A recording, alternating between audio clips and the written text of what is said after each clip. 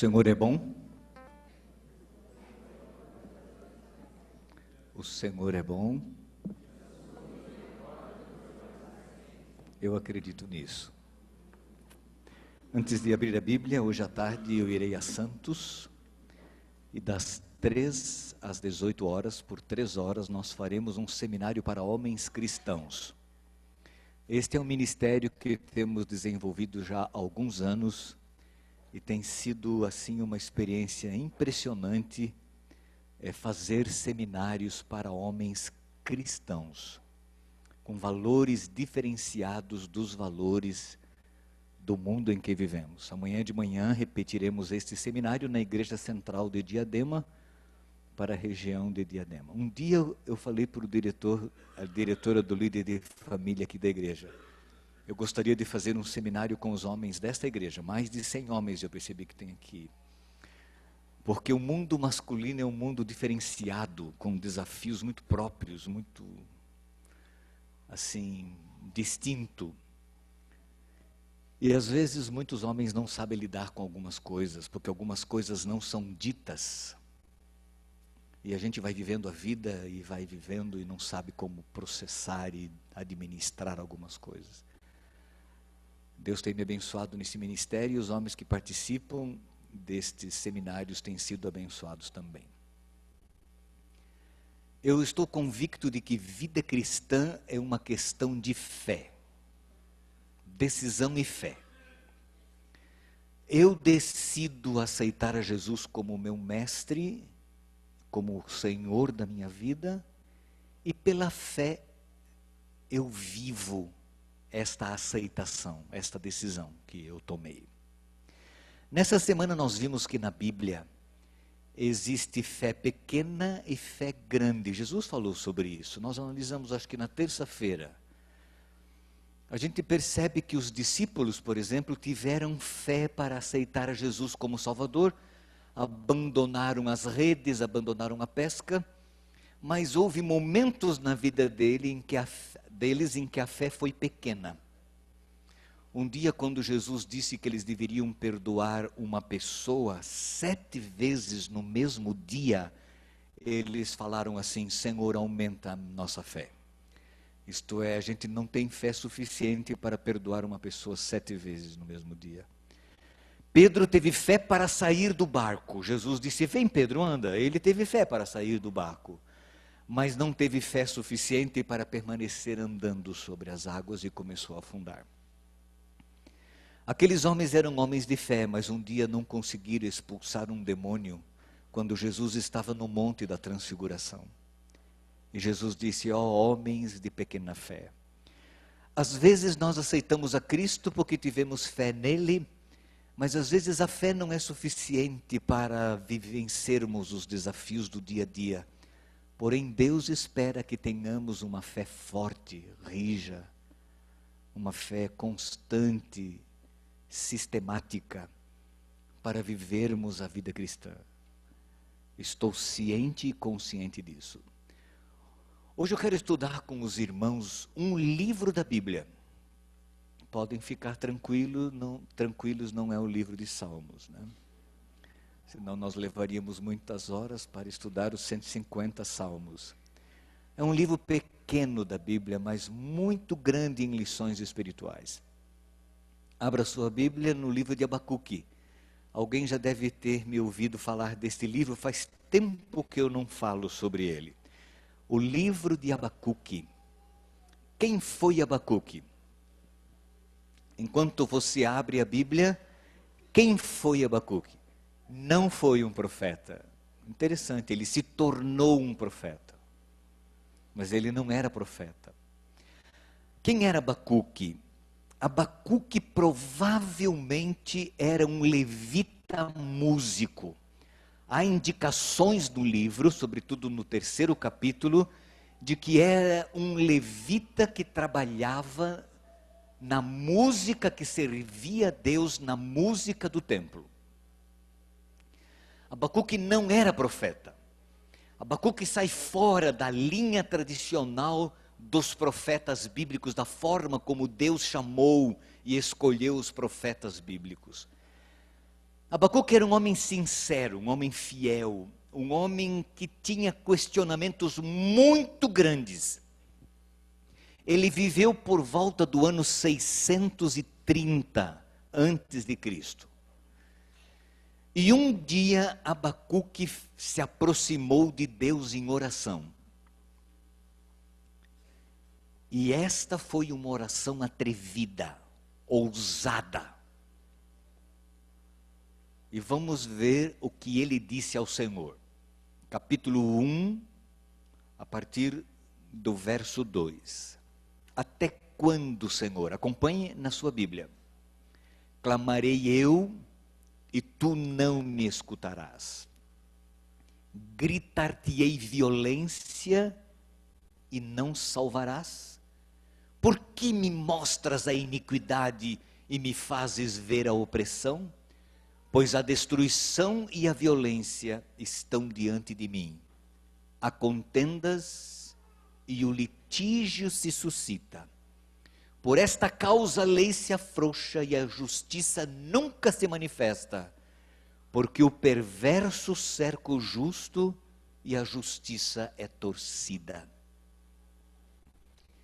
Você percebeu o conteúdo dessa oração? Ele chega para Deus e faz uma pergunta: até quando, Senhor? Até quando eu vou orar e o Senhor não me responde? Até quando eu vejo tanta violência, tanta injustiça? Por que o Senhor me permite ver o que eu vejo? Você já teve a coragem de fazer uma oração assim? Até quando, Senhor? Até quando? Ele fez uma pergunta, não fez? E quando Deus responde, ele se torna um profeta. Deus não o escolheu como profeta, mas quando ele abriu o coração a Deus para reclamar para o Senhor, Deus se revela a Abacuque de uma maneira muito singular. Ele fez uma pergunta, não fez? Qual foi a pergunta? Qual foi a pergunta? Até quando? Até quando o quê? Até quando eu vou clamar e o Senhor não vai me responder? Até quando eu vou gritar violência e o Senhor não vai salvar? Parece que o Senhor não ouve, o Senhor não responde, o Senhor não reage. Olha quanta iniquidade, quanta maldade, quanta opressão, quanta destruição diante de mim. E parece que o Senhor não faz nada. Até quando, Senhor? Agora Deus responde. E a resposta de Deus está a partir do verso 5. Imperceptível para o leitor que faz uma leitura rápida do texto. Mas agora é Deus que está falando aqui no verso 5. Vede entre as nações, olhai e maravilhai-vos e desvanecei. Porque realizo em vossos dias uma obra tal, que vós não crereis quando vos for contada. Verso 6, pois eis que suscita os caldeus, nação amarga e impetuosa, que marcham pela largura da terra para apoderar-se de moradas que não são suas. Eles são pavorosos e terríveis, criam eles mesmos o seu direito e a sua dignidade. Seus cavalos são mais ligeiros do que os leopardos, mais ferozes do que os lobos ao anoitecer. São os seus cavaleiros que se espalham por toda parte. Sim, os seus cavaleiros chegam de longe, voam como águia que se precipita a devorar. Eles todos vêm para fazer violência, o seu rosto suspira por seguir avante. Eles reúnem os cativos como areia, escarnecem dos reis, os príncipes são objeto de seu riso. Riem-se de todas as fortalezas, porque amontoando terra as tomam. Então passam como passa o vento, e seguem, fazem-se culpados estes cujo poder é o seu Deus. A linguagem é meio alegórica, porque o livro de Abacuque tem uma característica poética muito grande. Em outras palavras, Deus responde à pergunta que Abacuque fizera. Até quando eu vou clamar e o Senhor não vai responder? Até quando eu vou ver violência, agressão? Até quando eu verei tanta iniquidade? Até quando eu verei injustiça? E Deus responde: até que os caldeus venham. Vamos colocar isso no contexto da época em que Abacuque teve essa conversa com Deus. Por volta do ano 630. Quem eram os caldeus? Babilônicos. Moravam na região ao norte de Israel. Israel estava aqui, ao norte estava a Babilônia. E Deus diz: os caldeus virão e vão destruir tudo isso aqui, como leopardos, como lobos vorazes. Eles vão destruir. Deus abre a cortina do futuro e mostra para Abacuque o futuro que ele não conhecia. Ele achava que Deus não estava no controle da história. E por isso ele abre o coração a Deus em súplica, porque ele não entendia por que Deus permitia tanta maldade e tanta iniquidade e tanta injustiça. E quando ele pergunta até quando, Deus lhe responde: até que os caldeus venham e destruam tudo isso aqui. Agora vejam a resposta de Abacuque. Está na sequência, verso 12, é ele que responde: não és tu, desde a eternidade, ó Senhor meu Deus, ó meu santo? Não morreremos, ó Senhor, para executar juízo. Puseste aquele povo, tu, ó rocha, o fundaste para servir de disciplina? Tu és tão puro de olhos que não podes contemplar o mal, e a opressão não pode contemplar. Por que, pois, toleras os que procedem perfidamente e te calas quando o perverso devora aquele que é mais justo do que ele?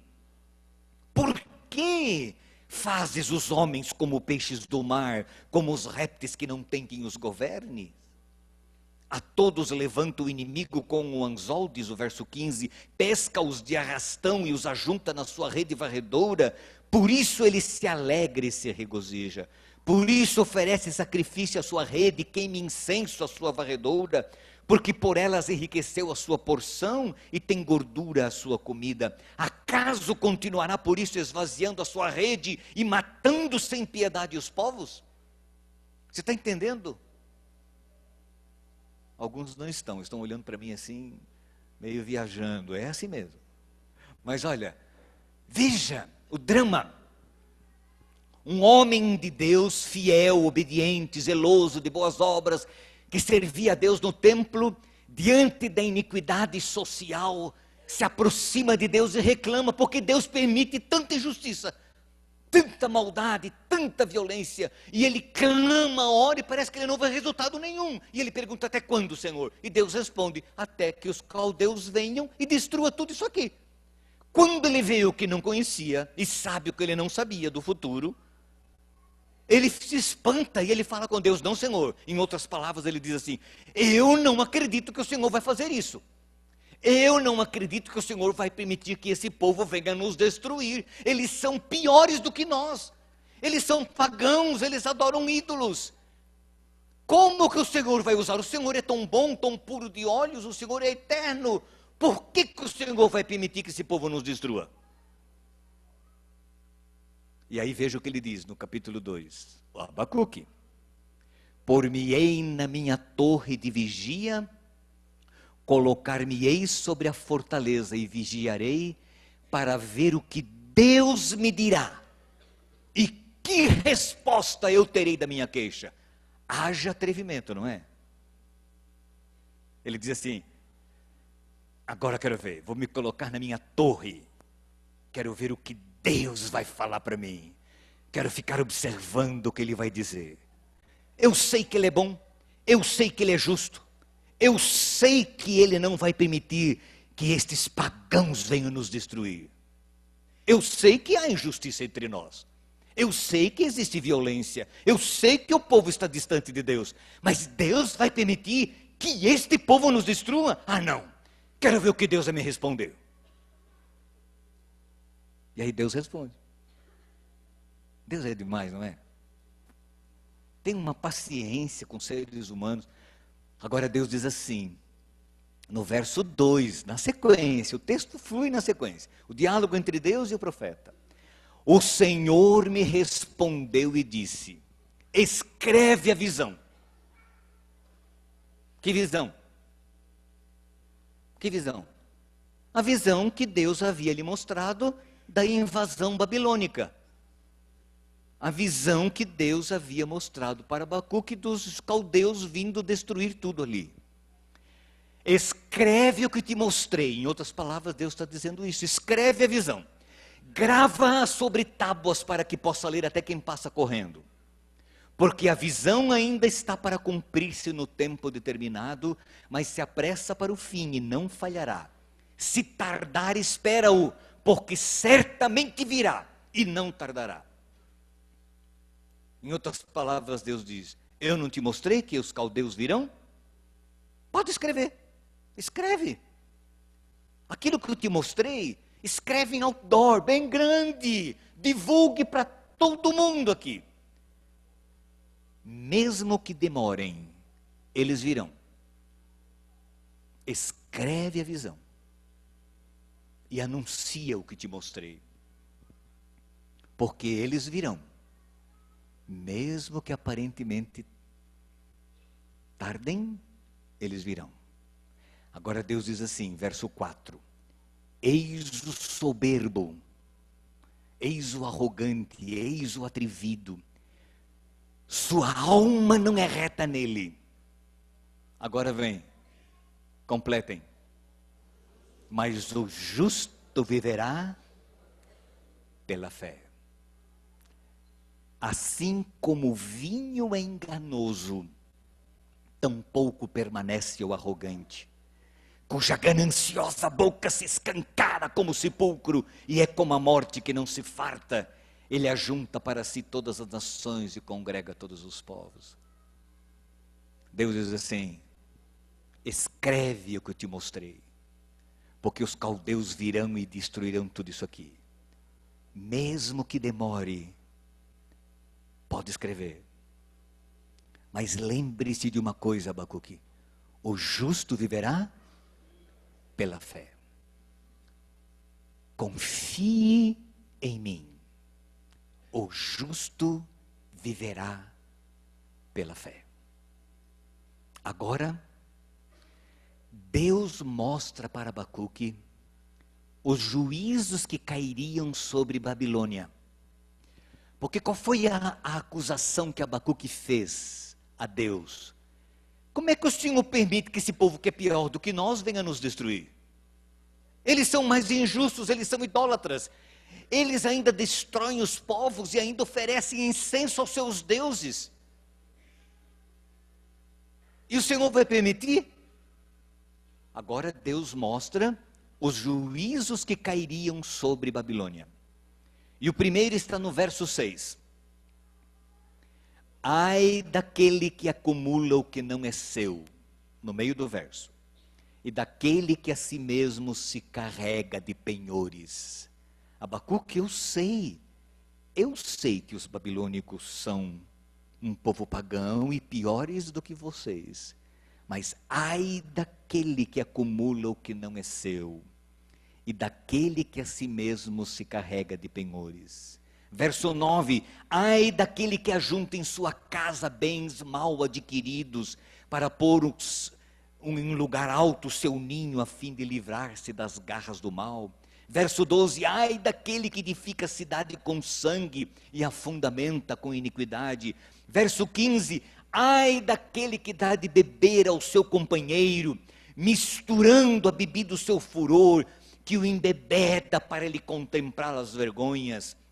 Verso 19, ai daquele que diz a madeira acorda e a pedra muda desperta, pode o ídolo ensinar? Eis que está coberto de ouro e de prata, mas no seu interior não há fôlego algum. Em outras palavras, Deus diz assim: eu sei quem são os babilônicos. Eles fazem maracutaia, eles fazem jogos, para poder enriquecer, para poder manipular as pessoas. Eles embebedam as pessoas para poder controlá-las e dirigi-las. Eles fundam cidade baseados na guerra, na conquista, no domínio. E ainda eles louvam os seus deuses cobertos de prata e de ouro, que não tem valor algum. Eu sei, Abacuque. E aí Deus termina o diálogo com o seu servo, dizendo o que está no verso 20. O Senhor está onde? No seu santo templo. Cale-se diante dele toda a terra. Este verso é um verso muito mal interpretado. Nós usamos esse verso para o silêncio na igreja. Até poderíamos, mas não tem nada a ver com o silêncio na igreja. Abacuque se aproximou de Deus com ousadia, com atrevimento. Ele abriu o coração e ele pergunta: até quando, Senhor, até quando eu vou clamar? O Senhor não responde. Eu vejo tanta iniquidade, tanta injustiça, tanta coisa ruim acontecendo. Eu oro e o Senhor não faz nada. Aí Deus diz assim: até que os caldeus venham, quando eles vierem, eles vão destruir tudo isso aqui. Aí ele se assusta e diz assim: Senhor, não acredito que o Senhor vai permitir que isso aconteça. Esse povo é pior do que nós. Quero ver o que Deus vai me responder, eu sei que Ele é bom. Aí Deus diz assim: eu não te mostrei? Pode escrever. Porque mesmo que eles demorem, eles virão e destruirão tudo isso aqui. Agora lembre-se de uma coisa: o justo viverá pela fé. Eu sei o que estou fazendo. Eu sei que eles são maus, eu sei que eles são perversos, eu sei que eles são injustos. E ai daqueles que fazem isso. Agora lembre-se de um detalhe: o Senhor está no seu santo templo. Cale-se diante dele. Deus diz para Abacuque assim: eu sei o que estou fazendo. O justo viverá pela fé.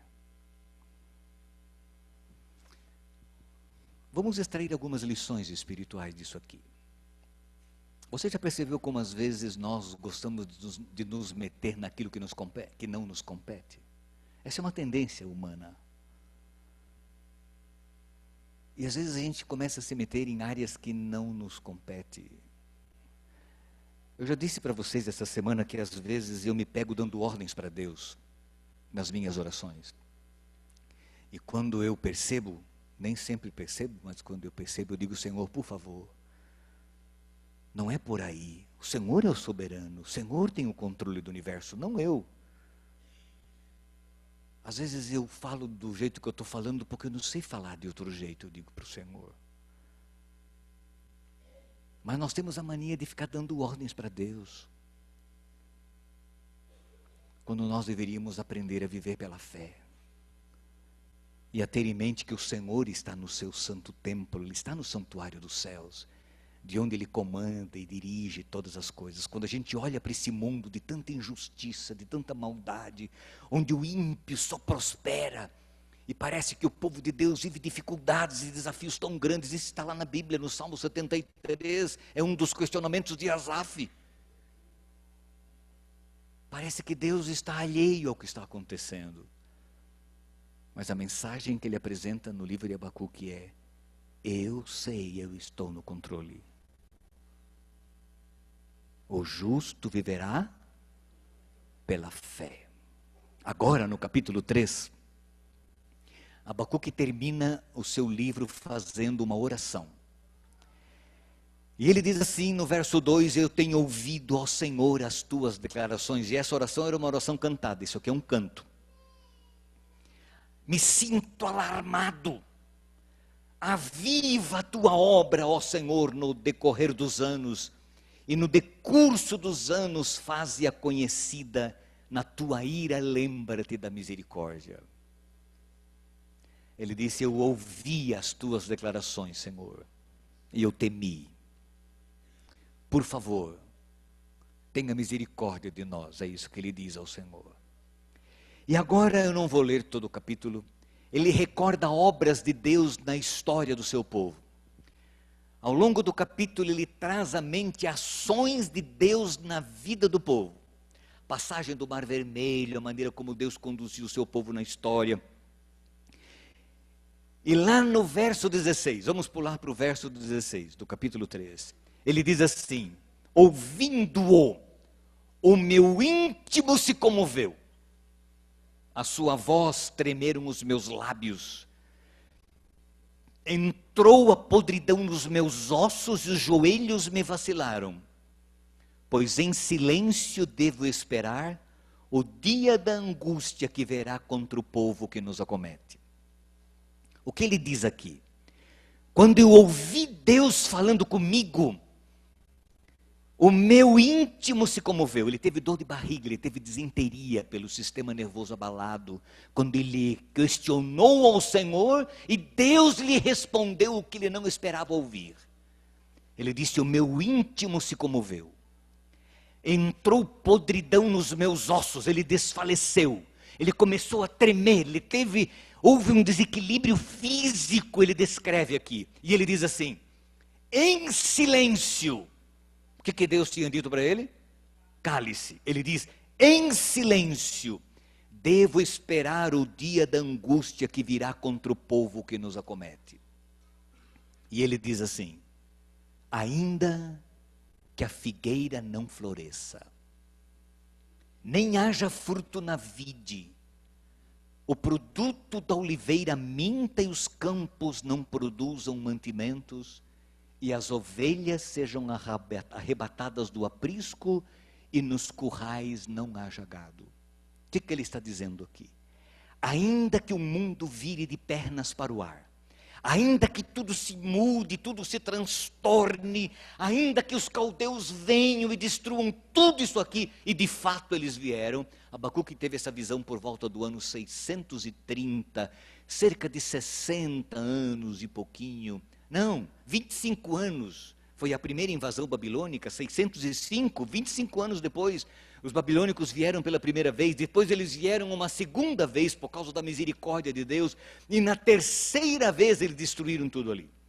Eles vieram em 605, vieram em 598, 588, 597, por ali mais ou menos, e eles destruíram tudo. 598 ou 97, depois 586, 587 eles destruíram tudo. 3 vezes eles vieram.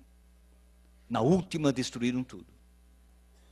E Abacuque diz assim: ainda que tudo se mude e se transforme. Ele termina no verso 18: todavia, contudo, porém, eu me alegro no Senhor, exulto no Deus da minha salvação. O Senhor Deus é a minha fortaleza e faz os meus pés como da corça e me faz andar altaneiramente. Ainda que,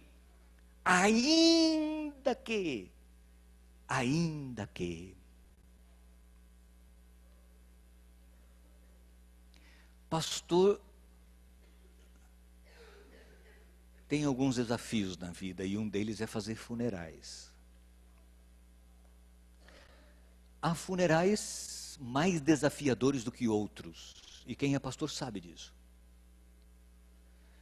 Eu tive um aluno na faculdade de teologia, Carlo Vicello. Carlos se formou, no meio do ano, noivo da Betinha, filha de um pastor, pastor Paulo Leitão, que na época era missionário na África. Carlo e Betinha se casaram no civil na sexta-feira pela manhã. Ano 98. Lembram? Alguns lembram aqui, conheceram Carlos Vicello e a Betinha. Almoçaram em família em Conchal e foram para Campinas à tarde para resolver assuntos do casamento. Num carro estava o Carlo dirigindo, a sua recém-esposa casada no civil, a Betinha ao lado, atrás a mãe, a tia e a avó. No outro carro, pastor Paulo Leitão, o filho Paulinho, que hoje também é pastor, e a mãe, a esposa do pastor Paulo, a mãe da Betinha. Estavam indo de Conchal para Campinas. Um determinado momento da estrada, havia um concerto, um trabalho na estrada, metade da pista estava interrompida, o carro parou primeiro, havia um caminhão, um Fusca, alguma coisa na frente, e ele parou ali, o pastor Paulo atrás. E parados na estrada, quando de repente um caminhão desgovernado, carregando cimento, bateu atrás e foi levando tudo. Morreram carbonizados o Carlo Vicello, a Betinha, a mãe, a tia, a avó, a mãe da Betinha, a esposa do pastor Paulo Leitão. 6 pessoas da mesma família. Morreu o motorista do caminhão que provocou o acidente e morreu o motorista de um Fusca que estava ali também. E eu fui convidado para fazer este funeral na igreja do IASP, em Hortolândia. 6 pessoas de uma mesma família. E as pessoas me perguntavam, pastor, por que Deus permite? Onde estava Deus? Num dia de festa, numa situação tão... Pastor, por quê? Onde estavam os anjos? Porque Deus protege uns e não protege outros. E eu orei ao Senhor e dizia assim, meu Deus, o que eu vou falar nesse funeral? Que palavra de conforto eu vou dar a essa família? E Deus me deu uma ideia. E daquilo que eu falei, eu desenvolvi a ideia nos ainda quês na Bíblia. E são vários. Em algum momento nessa semana eu citei aqui. Passa batido. A palavra de Deus diz que o justo viverá pela fé. O justo viverá pela fé. Fé é certeza de coisas que eu espero, mas que eu não vejo. Está lá em Hebreus capítulo 11, analisamos sábado passado.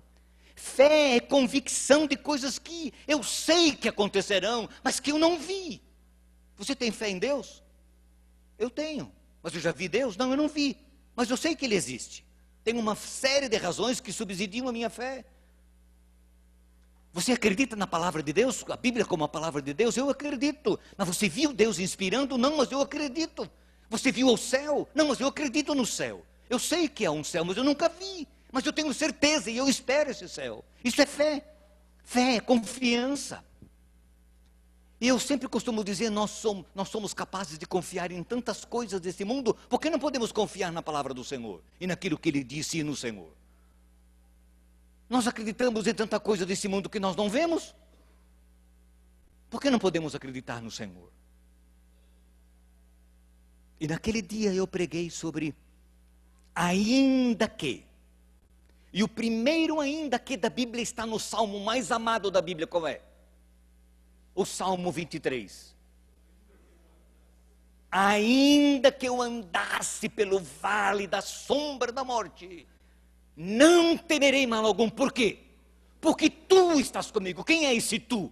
Esse tu está lá no começo do verso. O Senhor é o meu pastor e nada me faltará. Deitar-me faz em verdes pastos, guia-me mansamente às águas tranquilas, refrigera minha alma, dádivas do Senhor. Mas, ainda que eu ande, existe essa possibilidade de andar no vale das trevas. Deus não tirou essa possibilidade. Nós estamos nesse mundo, esse mundo é mau. Há dificuldades reais, elas não são imaginárias. Essa semana eu fiz um funeral de uma senhora, 79 anos, 9 filhos, 6 filhas, 3 filhos, todos vivos, 79 anos. Eu disse a eles, vocês estão tristes com a morte da mãe, isso é real, não é imaginário. E vocês sabem que é real. Mas, ainda que, tem um ainda que de Jó, ainda que ele me mate, nele eu confiarei. Existe o ainda que de Asaf, Ele diz: ainda que tudo se mude, ainda que a minha carne e o meu coração desfaleçam, em outras palavras, ainda que eu morra, eu confiarei no Senhor. O justo viverá pela fé. E eu e você temos que aprender a viver pela fé. Gosto daquela música, pés na terra, olhos no céu. Hebreus capítulo 12, analisamos nessa semana. Olhando para Jesus, o autor e o consumador da nossa fé. Este é o segredo da vida aqui neste mundo. A gente não consegue entender todas as coisas, e Deus não nos explica. Ele não explicou para Abacuque, ele só explicou porque Abacuque reclamou. E quando nós olhamos para o mundo aí, a gente pode aplicar o que está escrito aqui para a realidade atual. A palavra de Deus diz que Jesus vai voltar. E Ele vai estabelecer um reino que jamais será destruído. E esse reino será dado aos filhos do Altíssimo. Está lá no livro de Daniel, de forma bem clara. Aos santos do Altíssimo, aos filhos de Deus. Jesus vai voltar. Mesmo que Ele demore, nós devemos esperá-lo, porque Ele vai voltar. Deus está no controle da história, embora aparentemente não.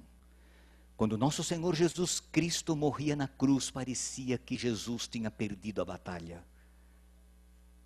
Mas era apenas uma questão de percepção. O que parecia uma derrota foi exatamente a vitória. Não temam, irmãos. Confiem no Senhor. Vivam pela fé. Às vezes você vai chorar. Você vai adoecer, você vai ter lutas e dificuldades. Não, Deus não promete uma vida sem lutas e dificuldades. Jesus falou: no mundo tereis aflições, mas tem de bom ânimo, eu venci o mundo. Jesus falou: eu vim trazer espada. Haverá conflitos na família, haverá dificuldades, Jesus falou, mas tem de bom ânimo, eu venci o mundo. O justo viverá pela fé. O justo viverá pela fé. O Senhor está no seu santo templo. Cale-se diante dele toda a terra. Vamos ser fiéis a Deus. Vamos viver a graça pela fé. Porque a gente só pode se apropriar da graça através da fé. Não tem. Tanto para receber a graça, como para viver na graça. A gente faz isso pela fé que vem da graça, não é de nós, não vem de nós, é dom de Deus. Confie no Senhor. Sejam fiéis pelo relacionamento que vocês têm com o Senhor. Eu disse ontem que há pessoas que querem Jesus como Salvador, mas não aceitam Jesus como Senhor. E uma coisa é uma coisa, outra coisa é outra coisa. Nós temos que aceitar a Jesus como nosso Salvador, mas também como nosso Senhor. E Senhor é aquele que dá ordens e que manda, e o servo é aquele que obedece. E nós temos que aprender a viver pela fé. As coisas não são do nosso jeito, mas do jeito do Senhor. Eu tenho que me submeter. E Deus, na sua bondade, na sua misericórdia, às vezes Ele muda a história por amor a seus filhos. Ele faz isso. Quando eu estou falando em história, eu estou falando na micro-história. A história da vida de cada pessoa. Deus é capaz de fazer isso. Você sabe que quando eu entendi estas coisas, eu parei de reclamar de algumas que eu normalmente reclamava. Quando eu percebi, por exemplo, uma coisa bem simples. Com muita frequência, às vezes eu erro no trânsito, a direção no trânsito. E eu costumava ficar irritado. Hoje eu não fico mais. Quando eu me perco no trânsito, eu erro a direção. Eu digo para o Senhor assim: o Senhor sabe do que está me livrando, eu não sei. Eu não sei o que aconteceria se eu prosseguisse nesse caminho. Para que eu vou ficar irritado? Uma coisa simples, que revela também uma coisa muito simples, mas significativa: dependência de Deus. Confiem no Senhor. O justo viverá pela fé. Ainda que tudo se mude, eu confiarei no Senhor. Você não quer tomar essa decisão hoje de manhã? Diga isso para Deus. O Senhor é o meu pastor. Eu sei disso, diga para o Senhor. Mas ainda que eu ande pelo vale, ainda que eu enfrente dificuldades, eu não estarei sozinho, porque o Senhor está comigo. Podia pedir para você ficar em pé, mas não vou pedir. Eu quero que você faça uma oração ao Senhor. Essa é uma questão individual e pessoal. Se você quiser, curve a sua cabeça daqui a pouco e diga para o Senhor: eu quero, Senhor. Não consigo, mas eu quero. Quero ter fé, quero confiar, quero viver pela fé, quero ser considerado pelo Senhor como justo. Quero servir ao Senhor Jesus como meu mestre e quero esperá-lo enquanto ele não vem, firme, olhando sempre para o Senhor. Se você quiser dizer isso, curve a sua cabeça e faça uma oração pessoalmente, sozinho, lá no íntimo da sua alma.